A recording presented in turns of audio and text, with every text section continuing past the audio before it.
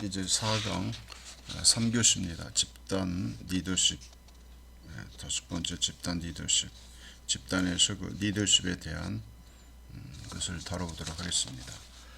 집단 상담에서 그 성공 여부는 그 집단 상담자의 어떤 역량, 또 집단원의 그 어떤 성취하고자 하는 의지, 또 집단 상담을 진행하는 그 과정에서 주어지는 어떤 그 상황, 환경 또는 그 어떤 상황들, 이러한 것들이 이제 다양한 그 변인으로 작용하게 됩니다.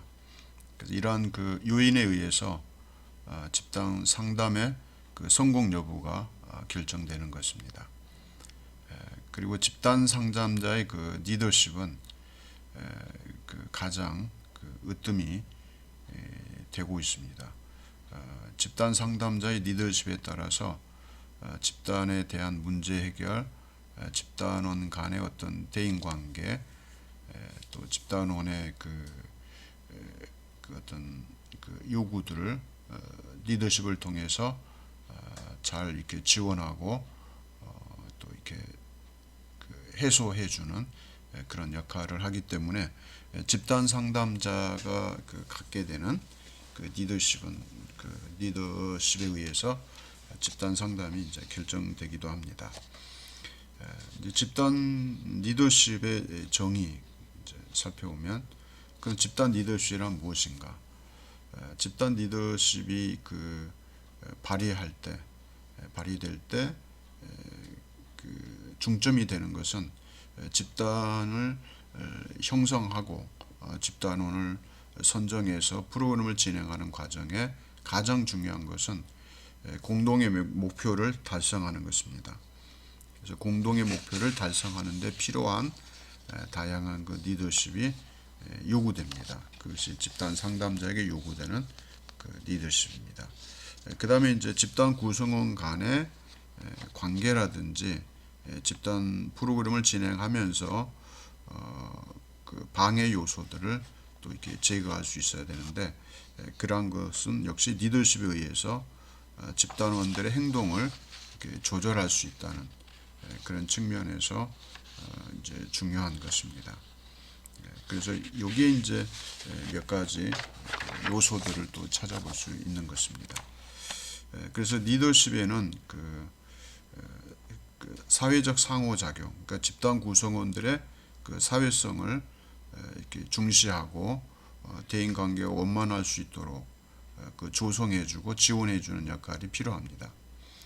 그 다음에 이제 개별적으로 개인이 그 집단 프로그램에 참여해서 달성하고자 하는 그 목표를 이루기 위해서 또 다른 사람들에게 영향을 미치게 되고 또 도전도 주게 되죠. 또 동기도 갖게 해주고 그래서 개인들 간에 집단원들 간에 그 협력 이런 것들이 이루어지는 거죠.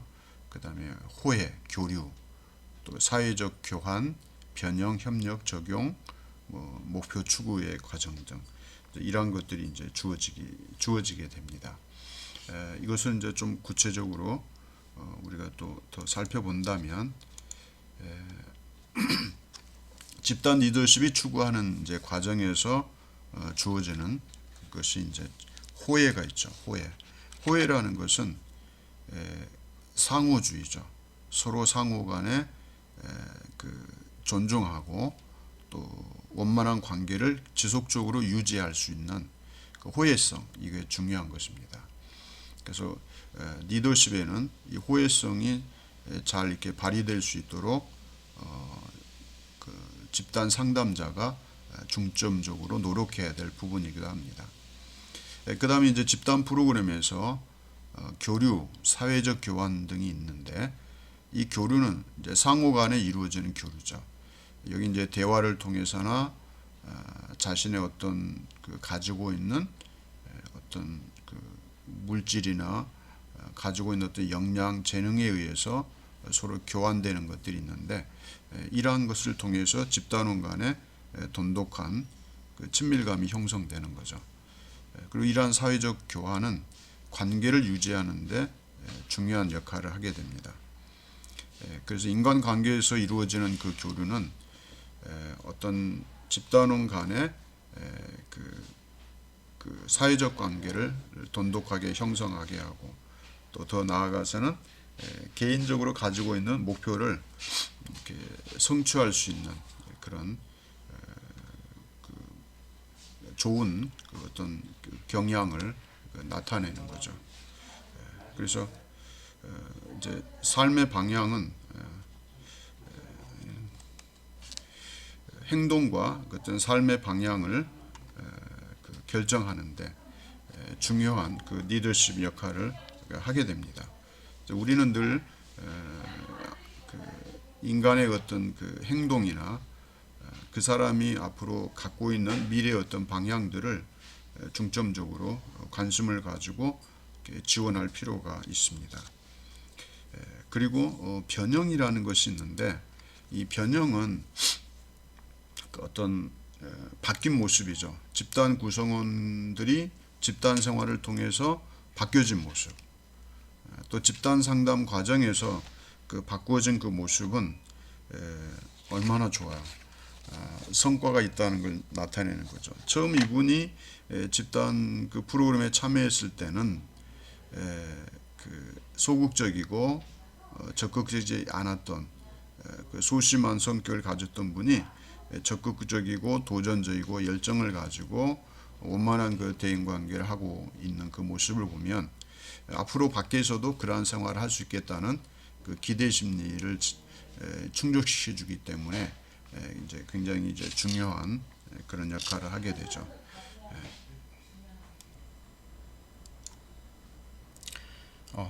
잠깐 그 방역하러 와가지고 소독하고 다시 또 촬영합니다.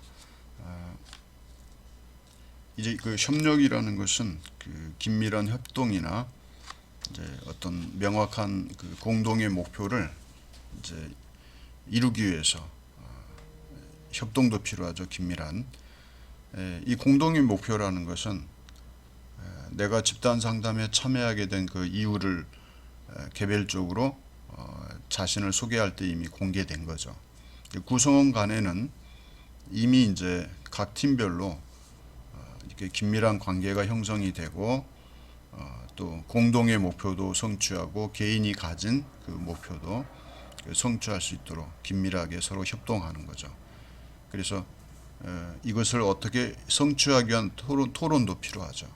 그 이제 저녁에 그 성과를 또 토론하고 다음날 진행될 프로그램에서 진행될 내용들을 구체화시켜서 이제 토론하게 되죠. 그래서 체계화된 어떤 시스템에 의한 활동이 중요합니다. 그러니까 집단 상담 과정에서는 개인의 행동이 어떤 그 체계화된 시스템에 의해서 이루어져야만 그 좋은 성과를 얻을 수 있습니다. 그 다음에 이제 적응 또 목표 추구 이런 부분인데요. 적응이라는 것은 일단 그 프로그램을 잘 진행하는 과정에서 적응하기 위해서는 집단원 구성원 간의 대인 관계 이게 긴밀하게 유지되고 발전돼야 되겠죠. 그래야 원활한 상호작용을 통해서 그 목표한 바를 이룰 수 있는 그런 환경이나 상황이 주어지게 될 것입니다. 그 다음에 이제 집단 목표와 이제 개인의 목표를 이제 동시에 추구하게 되죠. 집단의 목표는 집단이 구성되게 된 최초의 그 계획 안에 이렇게 밝혀져 있는 것이죠. 그 다음에 개인의 목표는 그 일정 그 과정에서 개인이 추구하고자 하는 그 목표를 명확히 하고 구체화한 것을 구성원들도 다 알고 있는 그 상황에서 자신의 어떤 약점들을 개선하고 강화시키는 그런 그 훈련과 또 학습 경험을 하는 그런 장소가 바로 집단 상담이 진행되는 그 과정입니다. 여기에 이제 적합하도록 이제 집단 상담자는 그 리더십을 발휘해서 이 집단 상담에 참여했던 그 기간 동안 개선되고 강화되는 그러한 효과를 제공할 수 있어야 됩니다. 그 다음에 이제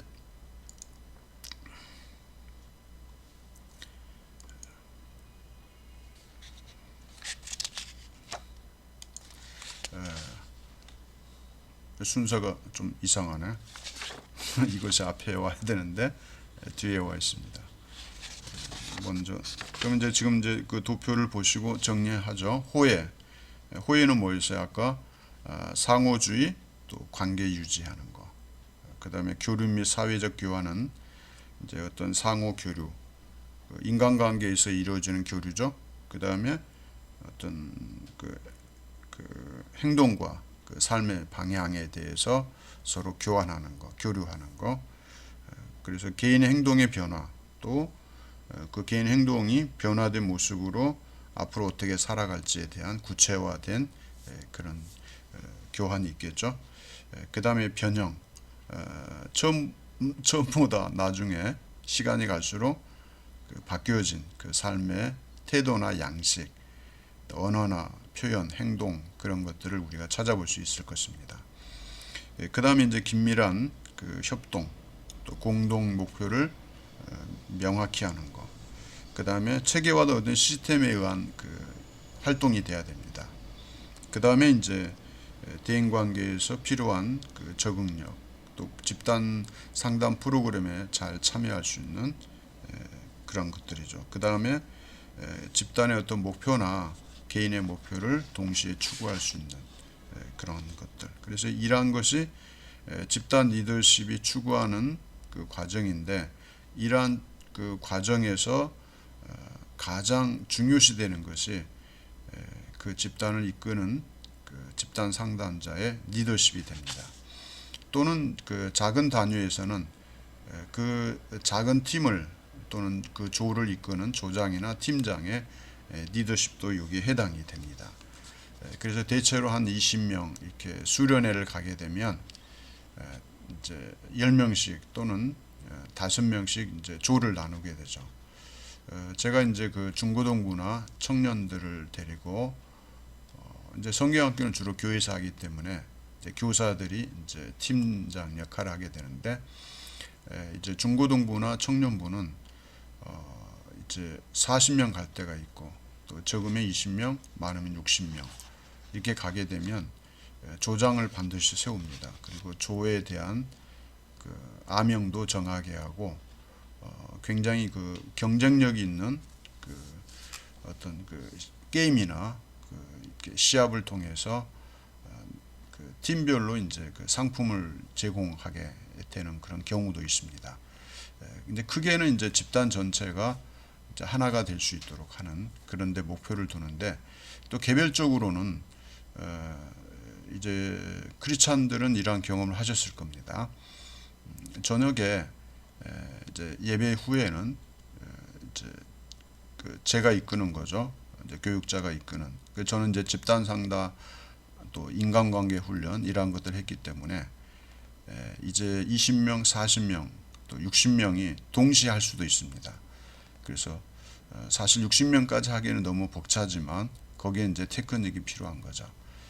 그래서 60명인 경우에는 5명씩, 7명씩 이렇게 잘라서 이제 이 수련에 참여하게 된 동기라든지 본인이 수련을 통해서 원하는 거, 그 다음에 자신이 그 믿음 생활이죠. 신앙을 가지고 삶의 그 현장에서 나타나는 개인의 성격이나 대인관계나 가족관계나 다양한 것들이 나타납니다.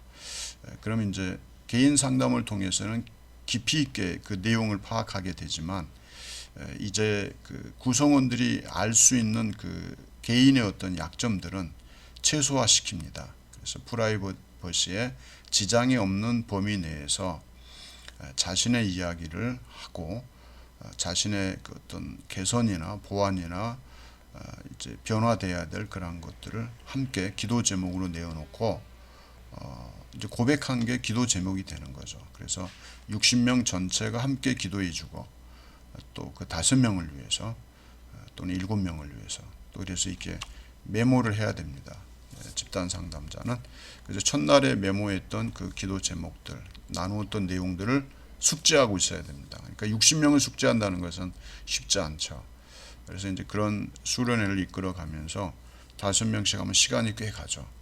하지만 거기서 느끼는 게 하나 있어요. 본인이 하나님 앞에서 또 동료들 앞에서 고백하고 다짐했던 것을 지키려고 노력한다는 그런 또 책임감이 있습니다. 그래서 수련회를 이제 마칠 때쯤이면 이제 평가를 하게 되는데 그냥 집에 돌려보내면 안 됩니다. 이제 식사 후에도 집에 바쁘게 집에 가는 거 그거 진행하면 수련회 그 평가나 그 결과가 좋지 않습니다. 그래서 반드시 언제 가느냐? 오후에 가야 됩니다. 점심 먹고 오전까지 프로그램을 다 마치거나 또는 오전에 평가를 하는데 짐 정리하면 평가할 시간 없습니다. 그래서 짐 정리하고 식사하고 그다음에 60명, 40명이 이제 모여 앉아서 집단 상담 다시 평가를 하게 되는데 메모해 놓은 대로 좀 변화가 있었는지 지금은 변화는 없었지만 밖에 나가서 그 변화된 삶을 살겠다는 다짐의 시간들도 하게 됩니다. 그래서 함께 또 5명씩 나눠서 평가를 한 이후에 함께 공동으로 60명이 이렇게 기도해 주는 그런 시간을 갖죠. 그 시간이 꽤 가는 겁니다. 그렇게 하고 나서 이제 폐회를 하게 됩니다. 예배를 드리고 지금 우리가 평가를 통해서 얻어진 그런 어떤 성과나 아직 부족한 부분이 이후에 개별적으로 그것을 이룰 수 있도록 이제 하나님께서 동행하시고 이끌어 달라고 이제 기도하는 거죠. 예배 시간에는. 이제 그렇게 한 이후에 집에 돌려보내면은 벌써 그 다음 주간부터 변화된 모습이 나타납니다. 그래서 일시적으로 약 2, 3개월 동안은 이제 부흥하게 됩니다. 숫자가 늘어나요. 친구도 데려올 수 있고 왜냐하면 자신의 변화된 경험들을 또 친구들에게 이야기하게 되면 또 이제 1명, 2명 이제 모아들죠. 그래서 그렇게 해서 성장하는 교회는 그 안정적입니다. 근데 그게 또 작심삼일이라고요. 인간은 오래 가지 않아요. 한 6개월, 1년 지나면 그 새로 왔던 분도 안 나오게 되는 경우도 있고 이전으로 돌아가려는 그런 또 그 생활 그 패턴을 볼 수 있습니다. 그러한 것을 통해서 우리는 가능하면 그 이런 그 집단에 필요한 리더십은 굉장히 중요합니다. 한 번 더 설명하면서 다른 그 예까지 제가 설명을 드렸는데 아무튼 여러분 이제 이러한 프로그램이 꼭 교회만 있는 것이 아니라 또 그 사랑방 운동 해가지고 또 교회 안에서 그 이루어졌던 게 있고 아슈람이라든지 그 교회 밖에서 그 종교적인 행사죠. 그런 프로그램도 한국에 있었는데 지금은 이제 좀 바쁜 그 일정 때문에 그런 별도의 모임의 시간을 갖지 못하는 것으로 인해서 이제 집단 상담이 그렇게 쉽게 과거처럼 빈번하게 이루어지지 못하는 것은 있습니다. 그 수련회도 역시 마찬가지죠. 이제 그렇게 그 개인의 그 모든 걸 내놓고 고백하고 나누는 것들이 이제 좁아지는 그런 현상이 나타납니다. 가능하면 여러분이 이것을 잘 가정도 적용하고 가정 예배를 통해서 또 그 주어진 어떻게 보면 여러분 이 학급도 집단입니다. 그 학급을 어떻게 그 이끌어 가는지 그 교수님들의 리더십 또 구성원 학우들 간의 그 관계성 그 다음에 정서성 이런 것은 굉장히 중요한 그 요소 중에 하나입니다. 그 다음 이제 그 집단 리더십을 이제 점검할 필요가 있죠. 요것은 183페이지 교과서를 참고하시고 그 체크리스트가 있을 것입니다. 이것을 한번 여러분이 그러니까 초심 집단 상담자의 불안감을 표현하는 자기 대화의 이해인데 이것을 한번 참고하시기 바랍니다. 그러니까 초심 집단 상담자 불확실한 상황 실수에 대한 두려움 이제 이걸 경계해야 되죠. 처음에 그 수련을 인도하는데 교과서적으로 하죠. 저도 마찬가지죠. 처음부터 잘 하는 게 아니었죠. 그때는 진짜 그 교과서적인 그런 것들로 했는데 어떻게 감당했는지 몰라요. 용기가 필요해요. 용기가. 두려워할 필요 없죠. 여러분도 리더십을 잘 발휘할 수 있는 집단 상담자로서의 성장할 수 있는 그런 기회를 여러분도 가졌으면 좋겠습니다. 그 다음에 그 집단의 유형이 있는데요. 민주형 리더십이 있어요.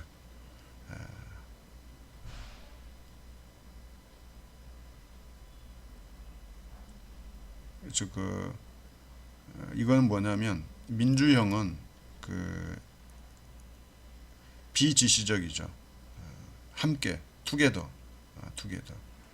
집단을 중심으로 이게 카리스마적인 리더십이 아니라 이렇게 협력적 민주적인 형태의 그 리더십을 말합니다. 그 투게더죠. 함께 가자죠. 함께 하자. 그 독단형 이건 카리스마죠.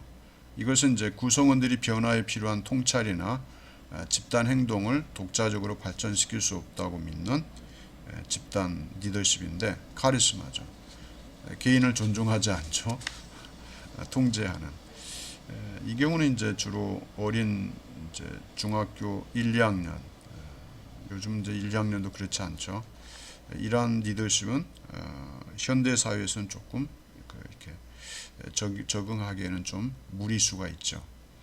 그래서 리더의 중심적인 그 어떤 프로그램을 인도하고 지도하는 것이죠. 요즘은 여러분 TV에 보시지만 사회자가 많잖아요. 다수의 리더들이 많기 때문에 그 흐름이 이제는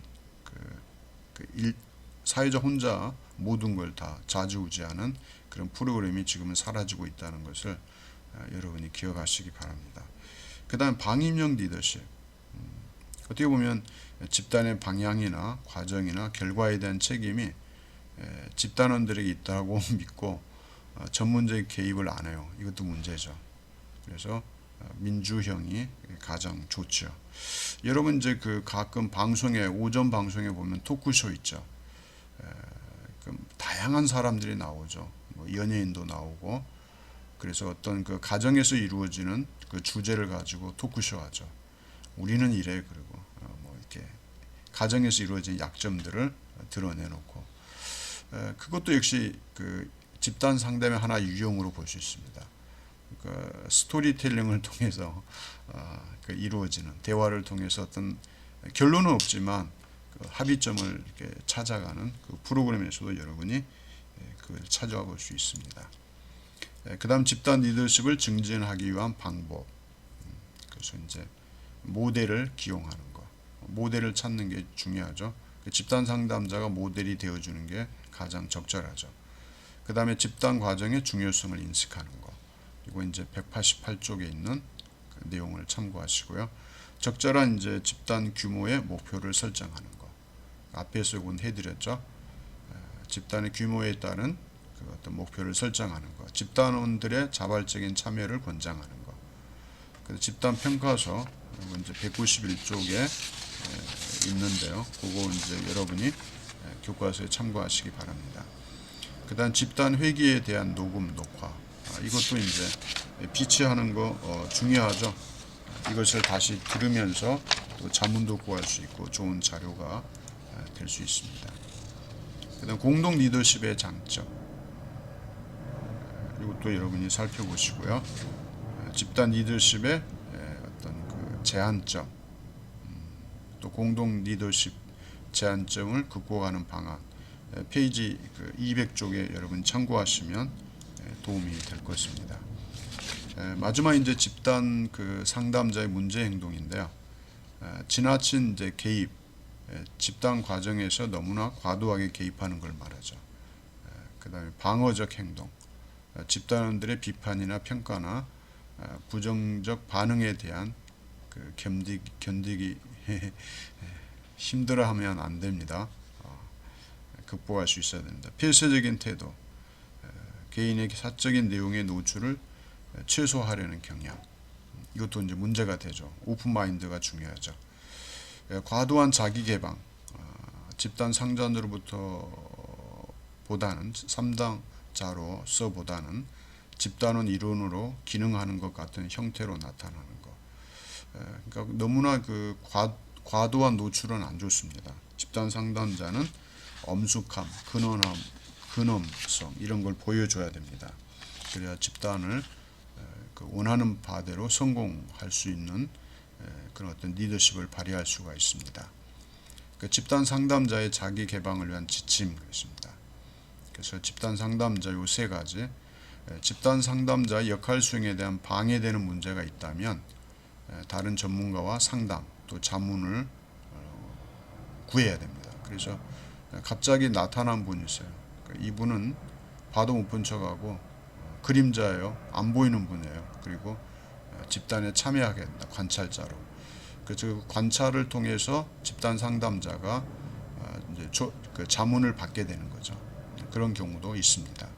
그러니까 집단 직업과 관련된 자기 개방은 일반적으로 유익하다는 점을 우리는 기억해야 됩니다. 그 다음에 집단에서 이건 집단 직업이 아니고 작업입니다. 집단 작업, 집단에서 일을 추진하는 직무를 수행하는 그 모든 것 관련된 자기 개방은 유익하다는 것이죠. 집단에서 이제 자신의 사적인 문제를 이끌어내고 싶은 유혹을 계속해서 느낀다면 집단 상담자는 자기 개방에 대한 집단 상담자의 동기 확인을 위한 체크리스트가 필요합니다. 그래서 어느 정도까지 털어놓을지 심사숙고할 필요가 있죠. 그래서 이 체크리스트는 206쪽 책에 있습니다. 요거를 여러분이 한번 읽어보시면 이게 왜 중요한지를 아시게 될 겁니다. 여기까지 3교시 집단 상담자가 어떤 일을 하게 되는지 어떤 일을 해야 되는지를 살펴봤습니다. 여러분 또 5강 때 여러분 다시 뵙겠습니다. 한 주간 건강하시길 바랍니다. 감사합니다.